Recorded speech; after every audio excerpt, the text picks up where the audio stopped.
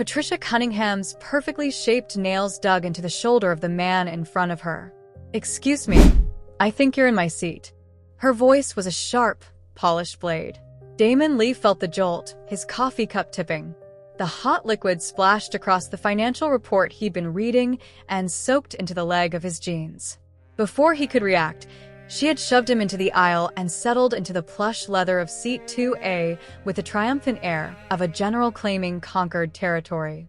"There we go," Patricia sighed, smoothing her charcoal theory skirt and immediately claiming both armrests. "Some people have no sense of their place." Damon stood hunched under the low cabin ceiling of the Boeing 787.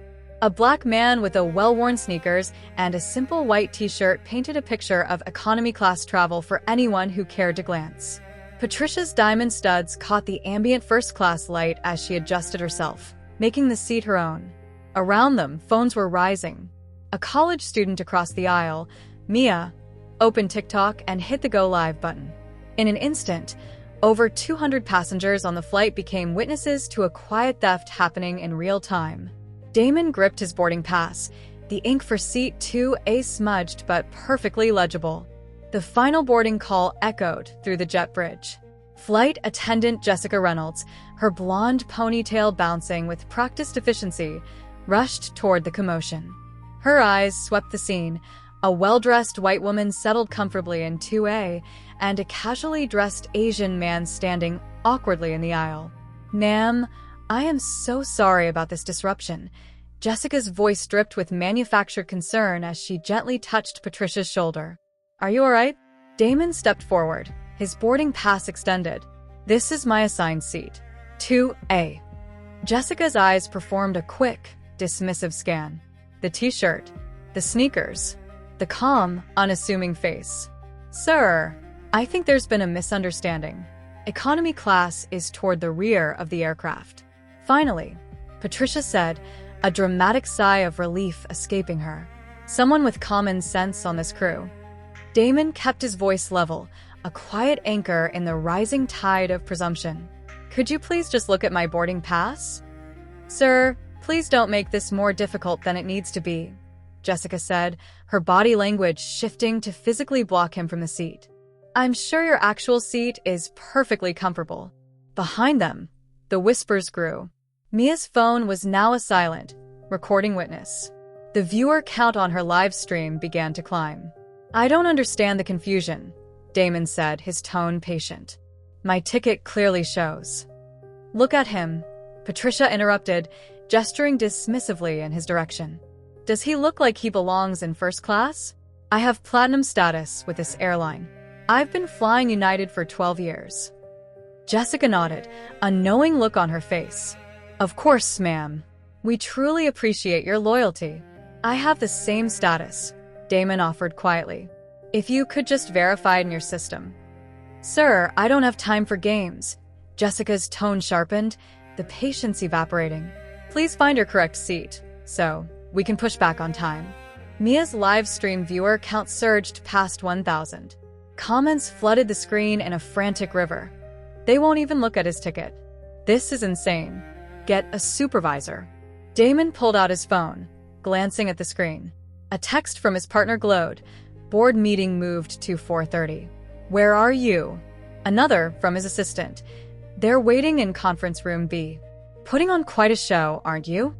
Patricia smirked from a seat, enjoying her role in the unfolding drama.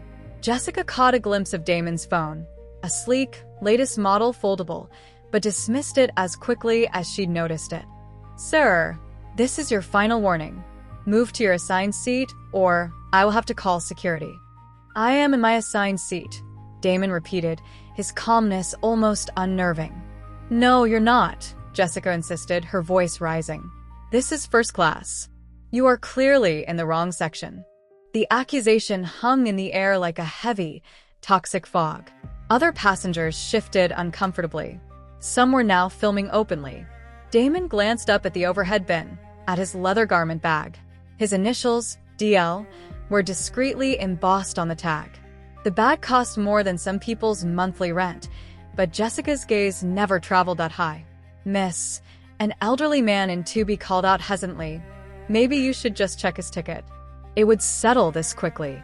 Thank you, sir, but I can handle the situation. Jessica snapped back, her professional veneer cracking. Patricia examined her manicured nails. I can't believe this is even a discussion. I mean, look at us. It's obvious who belongs where. Damon's jaw tightened, a flicker of muscle the only betrayal of his inner state. His breathing remained even, controlled. Years of boardroom negotiations and high-stakes presentations had honed his composure. 5 minutes to departure, the captain's voice announced over the intercom. Jessica turned to Patricia. Ma'am, I sincerely apologize for this delay. We'll have it resolved immediately. She pressed the call button for the purser. Mark, I need assistance in first class. We have a passenger refusing to comply with seating. Damon watched the interaction with a strange, clinical detachment. Every gesture, every word was being recorded by multiple devices. The documentation was, ironically, perfect. Mia's whisper to her stream was a frantic commentary. The flight attendant won't even glance at his boarding pass. She's just assuming. This is wild. I've seen this before, Patricia announced to the nearby passengers, her voice carrying. They get a little credit, buy 1 or 2 nice things, and think they can fool everyone. She gestured at Damon's clothes. Designer, please. That's a clearance rack special, if I've ever seen one. Damon said nothing. His silence seemed to irritate Patricia more than any argument could have. At least say something, she taunted. Defend yourself unless you know you're wrong. The purser's footsteps approached. Mark Wilson, a 10-year veteran with a calm, authoritative demeanor, arrived. His eyes did the same quick math as Jessica's. A well-dressed white woman in first class, a casually dressed Asian man standing in the aisle. What's the issue here? Mark's voice was calm, but carried the weight of procedure. This passenger, Jessica emphasized the word, is refusing to move to his assigned seat. He's disrupting our departure. Mark didn't ask for Damon's ticket. He didn't ask for his name. His assumption was instantaneous. Sir, you need to find your correct seat immediately. We have a schedule to maintain. Damon extended his boarding pass again. I am in my correct seat. This is my documentation. Mark barely glanced at the paper. Sir, I don't have time for this. Move to economy or I will call airport security. The threat landed like a physical blow. Several passengers gasped. Mia's viewer count jumped to 5,000. Damon looked around the cabin. The faces told a consistent story. They saw his ethnicity, his clothes, and made their judgment. The boarding pass in his hand might as well have been invisible. 4 minutes to departure. Came another announcement. Perfect, Patricia said, settling deeper into the seat. I have a connection in Chicago. I cannot afford a delay because of this nonsense. Damon nodded slowly, as if reaching a quiet decision. He pulled out his phone and opened an app. The loading screen showed the familiar logo of United Airlines. What's he doing now? Jessica muttered to Mark. Probably calling a friend to complain, Mark replied dismissively. They always do.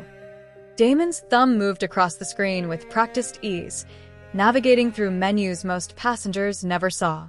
His expression remained calm, almost serene. We have a situation in first class, Mark spoke into his radio. Within seconds, 2 more flight attendants appeared, Kevin, young and eager, and Laura, a veteran with tired eyes and a no-nonsense demeanor. What's going on? Laura asked, crossing her arms as she looked Damon up and down. The passenger refuses to move to economy, Jessica explained. Won't accept he's in the wrong seat. Kevin positioned himself behind Damon, a subtle blocking maneuver. Sir, we really need your cooperation here. 4 crew members now formed a semicircle around Damon in the narrow aisle. Patricia watched from the stolen throne, a satisfied smile on her lips. This is embarrassing, she announced loudly. I'm trying to get to an important meeting, and this man is holding up the entire flight with his delusions.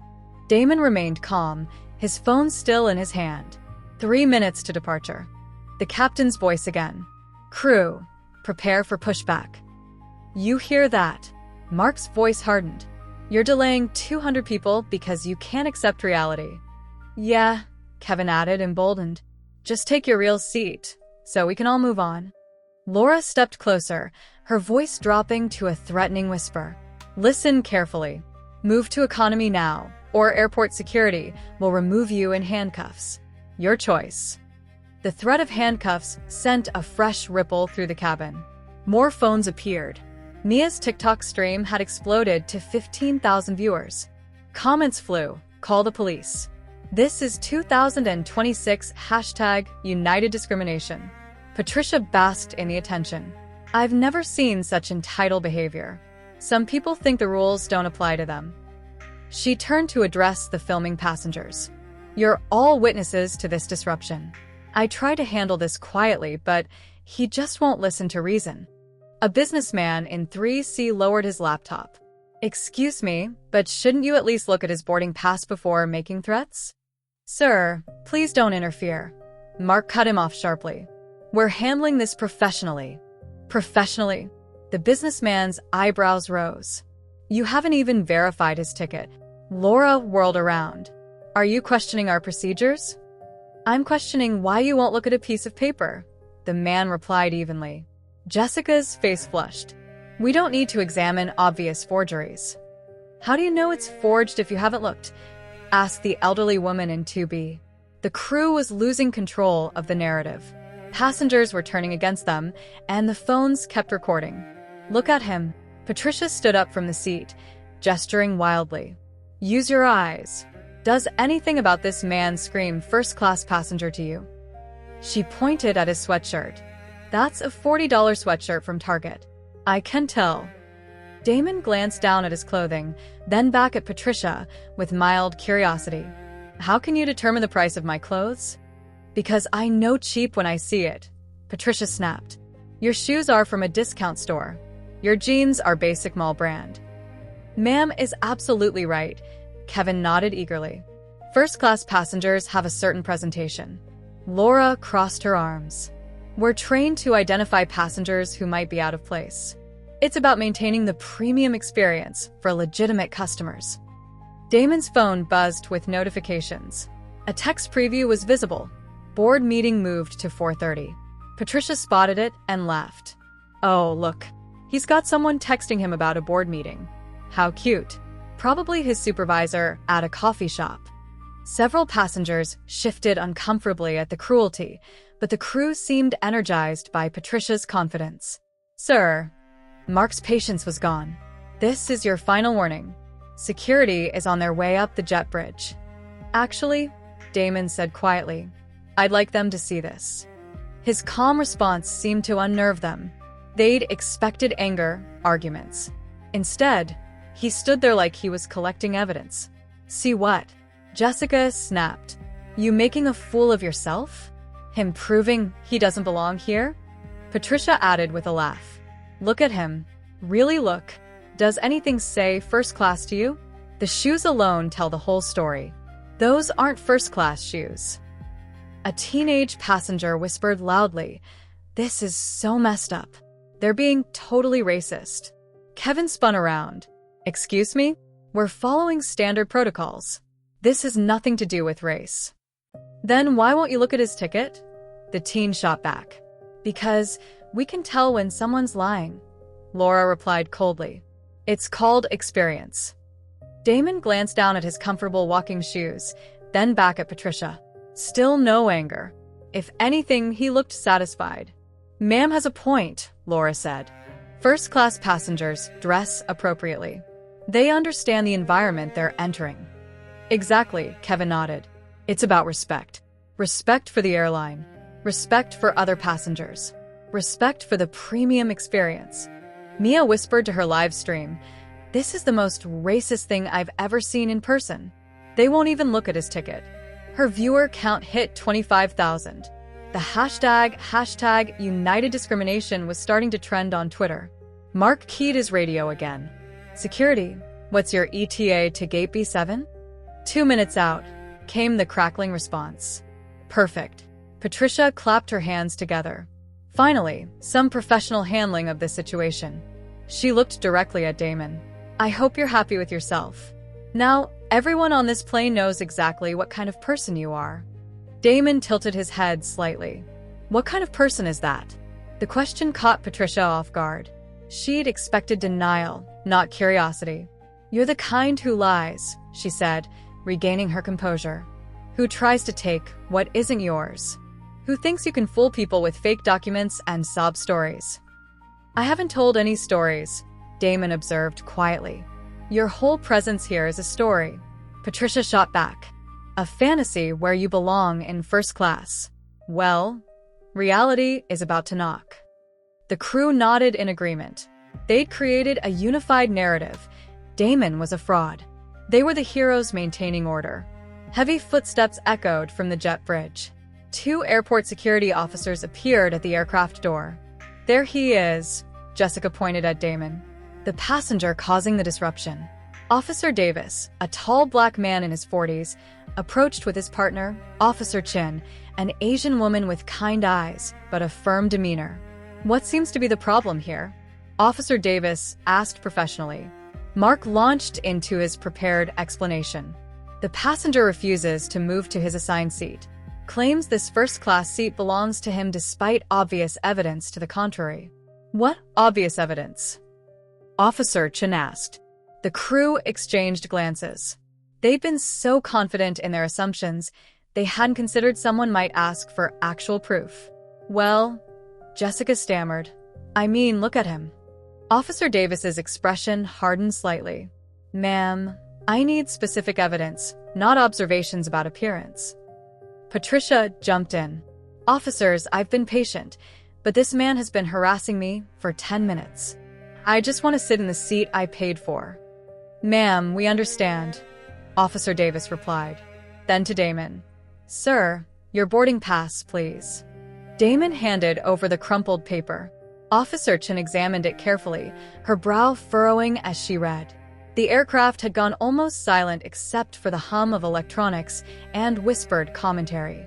Officer Chin looked at the boarding pass again, then at Damon, then at Patricia sitting in 2A.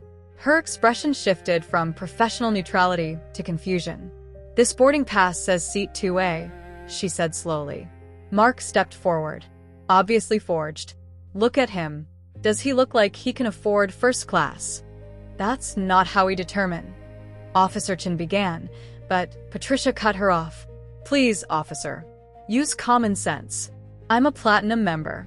I've been loyal to this airline for 12 years. Why would I lie about my seat? She pulled out her phone, showing her United app. Look, here's my boarding pass. Seat 2A, first class. Officer Davis examined Patricia's phone, then looked back at Damon's paper boarding pass. Sir, Officer Davis addressed Damon. Can you show us some ID and explain how you obtained this boarding pass? Damon reached slowly into his pocket, his movements deliberate and calm. The entire cabin watched as he pulled out his phone. Actually, Damon said, his voice carrying a new quality, quiet authority that made everyone lean in. I think there's something you all need to see first. The app on his phone had finished loading. Damon's thumb moved across the screen with practiced precision. The United Airlines app interface shifted, revealing layers most passengers never saw: an executive dashboard, a corporate portal, an employee management system. The screen filled with data, authorization codes, and a header that made Officer Chen's breath catch. Damon Lee, Chief Operating Officer. Authority level, Executive. Employee ID, 0004521. Direct reports, 28,000 employees. Officer Davis leaned over his partner's shoulder to see the screen, his professional composure cracking for just a moment. Sir, he whispered. The change in the security officer's demeanor was immediate and unmistakable. They stepped back slightly, their entire posture shifting from enforcement to deference. Mark noticed their reaction first. What? What are you looking at? Damon held the phone screen toward the purser. Mark's eyes moved across the display, processing each word. His face went from confident authority to confusion to dawning horror in 3 seconds. That can't be, Mark stammered, his clipboard slipping from his fingers and clattering to the floor. Jessica leaned in to see what had shocked her supervisor. When the information registered, her face drained of all color. Oh my God. Kevin and Laura crowded closer, squinting at the screen. The corporate hierarchy was crystal clear. Every person on this aircraft, from the captain to the newest flight attendant, reported ultimately to the man they'd been humiliating for the past 10 minutes. "Mr. Lee," Officer Davis said quietly, his voice carrying new respect.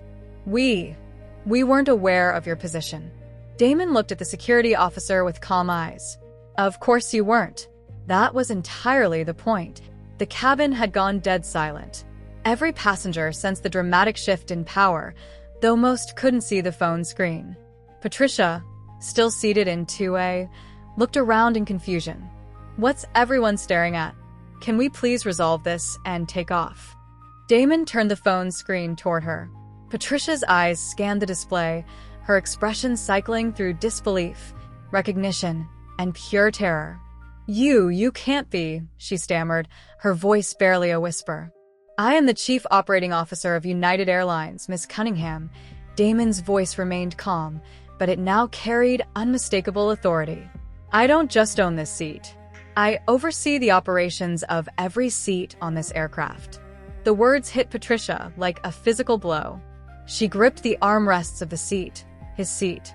Mark found his voice, though it trembled. "Sir, we had no idea. We were just following standard." "Standard what?" Damon interrupted gently. "Standard procedure is to examine passenger documentation before making assumptions. Standard procedure is to treat every customer with dignity and respect." He looked at each crew member in turn. "Instead, you made judgments based on my appearance. You refused to look at my boarding pass. You threatened me with arrest." Jessica's hands were shaking. "Mr. Lee, I'm so sorry. We made a terrible mistake." "You made several terrible mistakes," Damon corrected. "But the biggest one was assuming that respect is earned by appearance rather than humanity." Mia's live stream had exploded to 89,000 viewers. The comment section was a blur, but the sentiment was clear. Damon checked his watch. His calendar showed a reminder: Emergency Operations Review, Discrimination Protocol, 4 p.m. Legal, Federal Compliance Review, 4:15 p.m. Media Relations, Press Conference Prep, 5 p.m. Current time, 3:47 p.m. Officer Chen realized what she was seeing. "Sir, this was planned?" Damon nodded slowly. "I've been conducting unannounced assessments of our passenger experience protocols. Today's test revealed systematic failures at multiple levels." The crew stood frozen, understanding they'd walked into a carefully orchestrated evaluation and failed spectacularly. Patricia tried to stand, but her legs were unsteady. "I didn't know. I had no idea." "Would it have mattered?" Damon asked quietly. "If I were just Damon Lee, passenger, instead of Damon Lee, COO, would that justify your behavior?" The question hung in the air like an indictment. Patricia had no answer. "Miss Cunningham," Damon continued, "you're currently sitting in seat 2A, which is reserved for executive staff when traveling. You've been occupying the COO's personal seat." Patricia looked down at the leather seat as if it had become molten. Mark desperately tried to salvage his career. "Sir, if we could speak privately, I'm sure we can resolve this misunderstanding." "There's no misunderstanding," Damon replied. "You and your crew discriminated against a passenger based on race and perceived social class. That discrimination happened to target your own chief operating officer." He gestured to the cameras, and it was captured by dozens of witnesses and broadcast live to nearly 100,000 viewers. Laura found her voice. "Mr. Lee, please, we can fix this. We can make this right." Damon looked at her with something that might have been pity. "Ms. Martinez, you threatened to have me removed in handcuffs for sitting in my own seat. How exactly do you propose to make this right?" The crew had no answer. Officer Davis cleared his throat. "Sir, what would you like us to do about this situation?" Damon considered the question. Around him, 200 passengers waited to see how power would be wielded when the tables turned. "Officer Davis, I'd like you and Officer Chen to witness what happens next. The documentation will be important for the federal investigation." Federal investigation. The words sent a chill through everyone who heard them. Damon opened his phone again, this time to his contacts. The screen showed names that made the crew's remaining hope evaporate. Legal Department, Direct Line, Human Resources, Emergency Protocol, Media Relations, Crisis Management, Board Chair, Immediate Response. Ladies and gentlemen, Damon announced to the cabin, his voice carrying the authority of ownership, I apologize for this delay. What you've witnessed today is exactly why systematic change is necessary in corporate America. He looked at Patricia, still frozen in his seat. Ms. Cunningham, you have approximately 30 seconds to return to your actual assigned seat before I make the first of several phone calls. Patricia's expensive composure cracked completely. Please, I'm sorry. I'm so sorry. I didn't mean. You meant every word, Damon said quietly. The question now is what happens next. He pressed the first number on his phone. The call connected immediately, broadcasting on speaker for the entire cabin to hear. Damon Lee's office, Legal Department. This is Rachel Kim. Rachel, this is Damon. I'm currently on flight 237, and I need you to prepare immediate documentation for a federal discrimination case. The lawyer's voice sharpened with concern. Sir, what's the situation? I've just been discriminated against by 4 of our own crew members and a passenger. The incident was captured on multiple devices and is currently being live-streamed to over 100,000 viewers. Rachel's silence lasted 3 seconds, an eternity in legal terms. Sir, I'll have a full legal team standing by within the hour. Are you injured? Not physically, but our company's reputation and federal compliance status are in serious jeopardy. Damon looked directly at Mark while speaking. Employee number 47291 just threatened to have me arrested for sitting in my assigned seat. I'll need his complete employment file and termination papers prepared immediately. Mark's face went ashen. Mr. Lee, he whispered desperately. Please, I have a family. I have a mortgage. I was just following what I thought was protocol. Protocol? Damon's voice remained calm, but carried steel. Show me the protocol that says crew members should refuse to examine passenger boarding passes based on ethnicity. Mark had no answer. Rachel, Damon continued, I also need comprehensive documentation on our current anti-discrimination policies. Clearly, they're failing. Should I contact the Federal Aviation Administration? Rachel asked. Yes, and the Department of Transportation's Office of Civil Rights. They'll want to review our compliance immediately. The legal implications were mounting. Also prepare civil rights violation documentation under Title II of the Civil Rights Act. Damon ended the call and immediately dialed the second number, Human Resources. Damon Lee's office, HR Emergency Line. This is Director Patricia Okonkwo. Patricia, this is Damon. I need immediate employment actions for Flight 237 crew members. The cabin was dead silent except for the sound of phones recording and the soft crying from several crew members. Jessica Reynolds, Employee 23847. Full investigation into discrimination violations. 6-month unpaid suspension pending mandatory bias training completion. She must pass a psychological evaluation before reinstatement consideration. Jessica's knees buckled. 6 months without pay would mean losing her apartment. Kevin Miller, Employee 18293. 1-year probation with mandatory weekly counseling sessions. Diversity training certification required monthly. Any future incident results in immediate termination. Kevin nodded frantically, grateful to still have employment. Laura Martinez, Employee 31456. Mandatory 100-hour bias training program, professional counseling evaluation, and demotion from senior flight attendant. Salary reduction of 15% for 2 years. Laura's face crumpled. 15 years of career advancement wiped out by 10 minutes of prejudice. And Mark Wilson, Employee 47291. Damon's voice carried finality. Immediate termination with cause, 0 severance, forfeiture of all benefits including pension contributions, and permanent notation preventing rehire anywhere in the aviation industry. Mark collapsed completely, sobbing in the aisle. Please, Mr. Lee, please don't destroy my life. I made a mistake, but I can learn. I can change. Damon looked down at him with something between pity and steel resolve. Mr. Wilson, You had 10 years to learn. 10 years of mandatory bias training, diversity workshops, and customer service protocols. Instead, you chose to threaten your own COO with arrest based on assumptions about my race and social class. He turned back to the phone. Patricia, implement immediate policy changes. Body camera requirements for all crew members effective tomorrow morning. Any passenger complaint involving potential discrimination must be recorded and reviewed by a bias response team within 24 hours. Budget allocation for the new program, sir? $50 million annually for the first 3 years. This systematic failure ends today. The number sent shockwaves through the listening passengers. $50 million. Damon ended the HR call and turned his attention to Patricia, still sitting in his seat. Miss Cunningham, now we discuss your situation. He pulled up her LinkedIn profile on his phone, turning the screen toward the recording camera so Mia's 150,000 livestream viewers could see it clearly. Patricia Cunningham, Senior Marketing Director at PepsiCo, Corporate Diversity and Inclusion Committee member. Recent LinkedIn post, and I quote, "Zero tolerance for workplace discrimination. We must all do better." The hypocrisy was stark.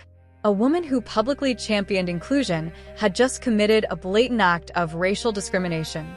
Ms. Cunningham, you publicly advocate for diversity while privately telling an Asian man to move to the back of the plane.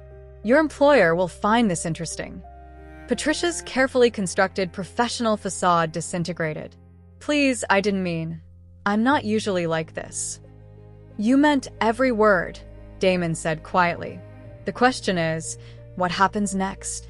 He pulled up his contacts again, showing her name, PepsiCo Executive Relations, direct line. I can make one phone call and end your career today. Your company has a zero-tolerance policy for discrimination, don't they? Patricia nodded miserably. Or, Damon continued, you can choose accountability over denial. You have two options. The entire cabin leaned forward. Option 1. You record a public apology that will be shared across all social media platforms.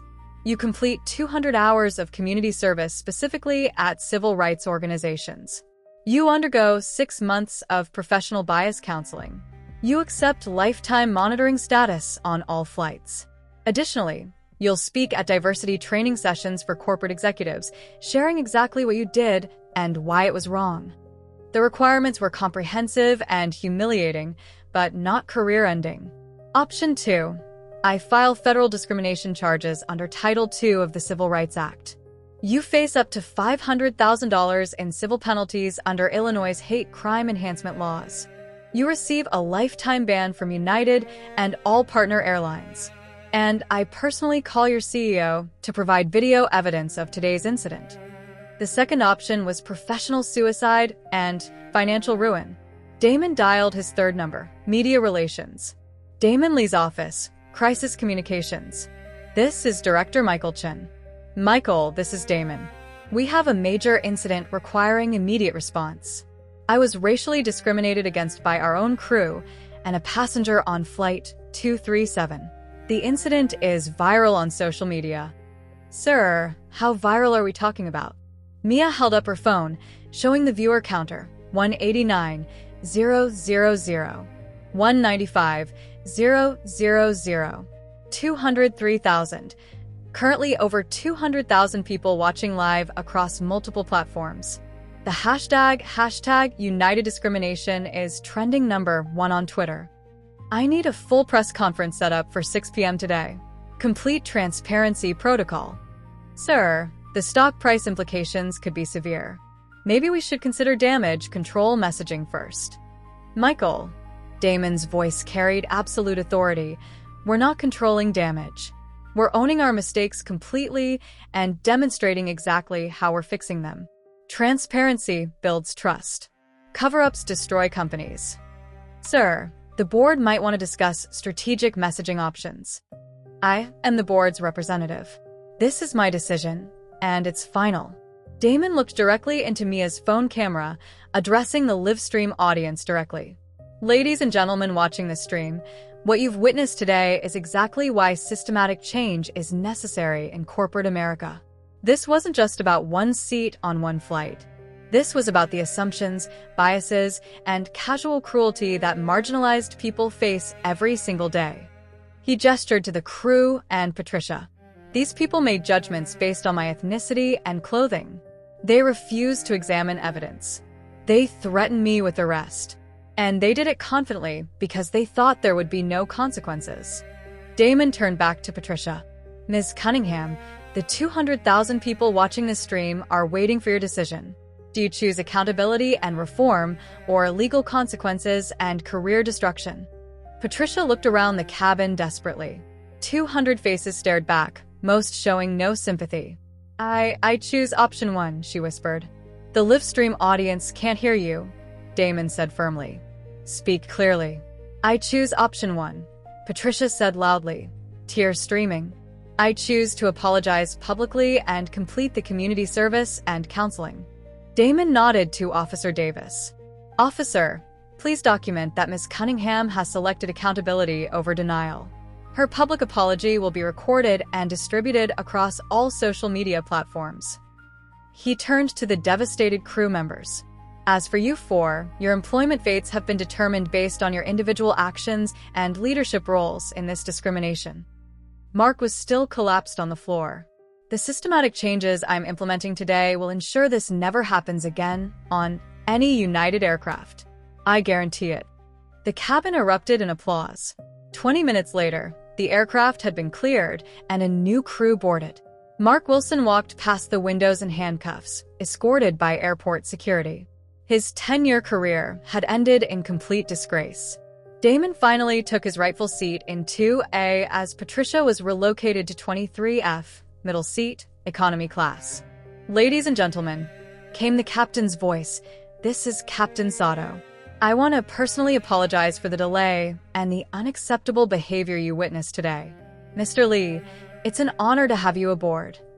Mia's live stream had stabilized at 287,000 viewers. Damon pulled out his laptop and began typing a company-wide email. Immediate implementation. Zero tolerance discrimination protocol. Effective immediately.